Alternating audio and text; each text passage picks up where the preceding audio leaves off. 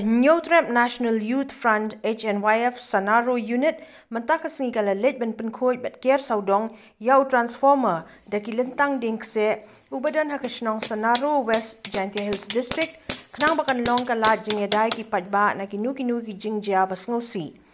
ïathuh da seng ba new transformer udan hajan jong ki ïing briew bat hapdeng ki jaka rep jong ki briew bat kani ka jingdon jong khlem da kier sawdong kala ban bu jingeh ki nong shnong kamtam ki khnang ki bajumlien banya lekai bat mare sajan utei transformer ïathuh ru ba markhap kadon kawai ka school ka badai ka jong ka SSA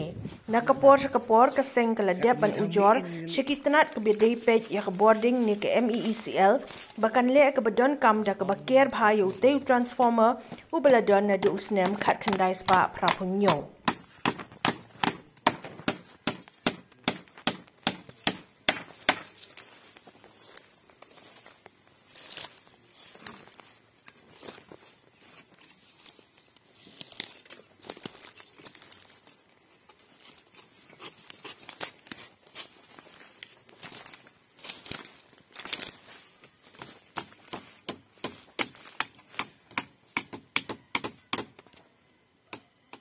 The HNYF kam nagliang yonga kayu presiden yonga HNYF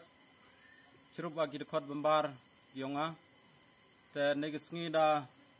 penchna Unit pemar deker the penchna berok dekot yonga HNYF the kerpat la yago office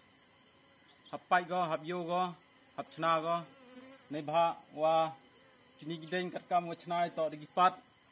kamada yopi to digipat negi katukat niya dabam lorongge tenite dawa kerpala go piswa kamada yopi wa hini em go school bon gi khna hini wala skor em la ga yung pun hini wa em hini pun hapchem ga machine em go hini pan khanal em go hini ya gini tre yung tresem bo jingma go lana hamtam yu to portlang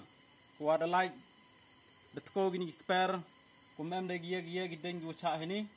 tin sari wa bo jingma gala ya gimrat gimrang wa un gu psia kini kumsin te uite kinten ngana galiang yung secretary yung sen Sanaro Unit te ngagatpa diga MeECL yung china smart go ini transformer lait in jingma jingsa shnong thau ya kumjuk lagi kena school ya gini yung chansen ini por i dan liang yung seng ni kerek lang ini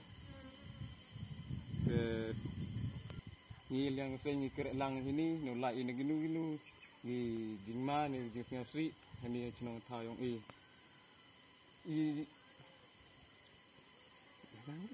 kami sa office yung kerek iki mardor tadi yung seng kamu TV, kamu new transformer, emu lag kedai spa, kedai pusan, lag kedai pondro, carry o, te nagaliang yung MeECL, kun smart go chuna mardor, yung lai naginu jingma jingsaw, at nong thaw.